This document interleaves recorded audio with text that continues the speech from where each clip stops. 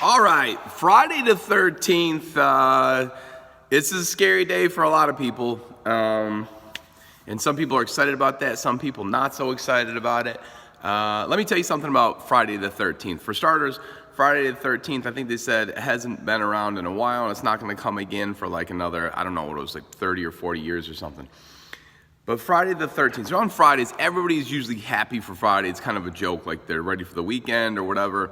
And then you have people talk about like, every day's Friday when like you love your job, or maybe every day's Monday, I don't know, it's all confusing. But the thing about Friday the 13th is the scariest is the fact that Friday the 13th, there are killers on Friday the 13th, 100%. Here's the bad news.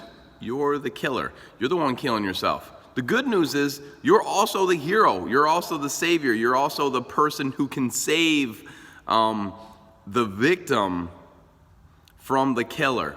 You're killing yourself with your habits. You're killing yourself with your food.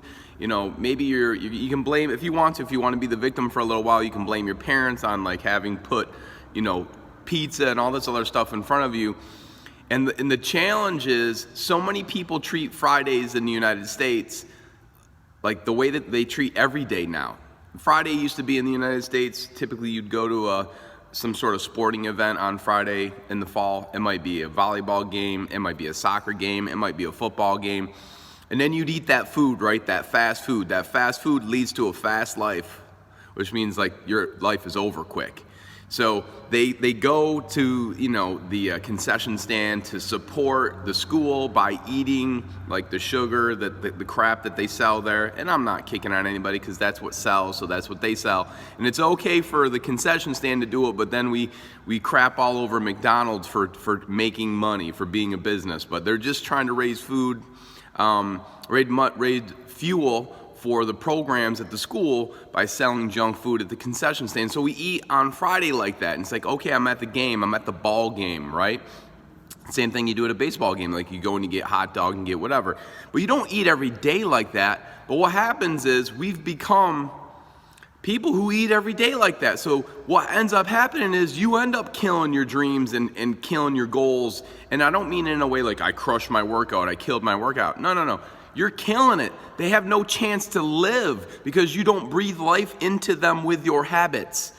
You're killing them with your habits. You're killing them also with the silent killer of fear and inactivity. The things that we're worried about, we need to step up and step on so that you can actually crush your goals and walk through the things that you're fearful of. Usually patience, like they said, patience is a virtue. Well, patience is one thing, but when you're sitting there not doing the things you need to do, that's not patience. That's being, passive on your goals. And your goals, they don't need you to be passive. They need you to step up and be, the killer, so to speak, of those goals.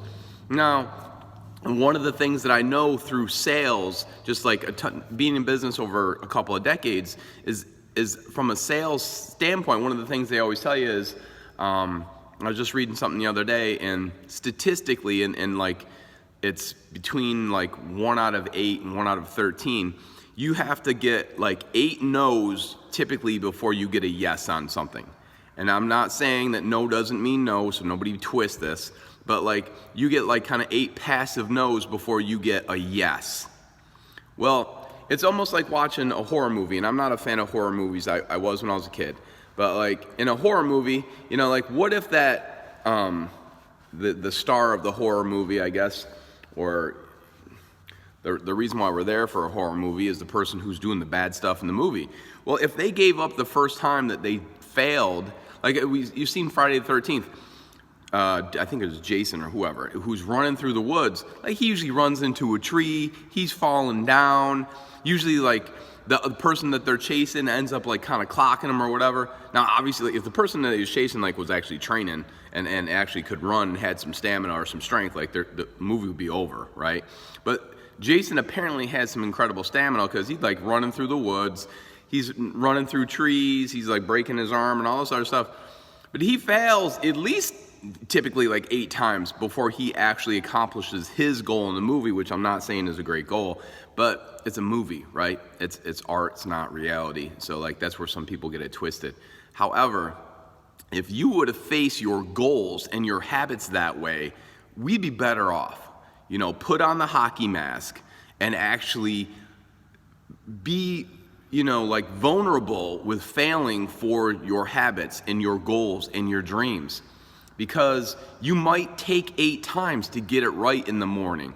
You might take, I think the number is as high as 13 times to actually, and no pun intended because it's Friday the 13th, but it might take you up to 13 times to get it right on, like making that cauliflower crust pizza or whatever it is.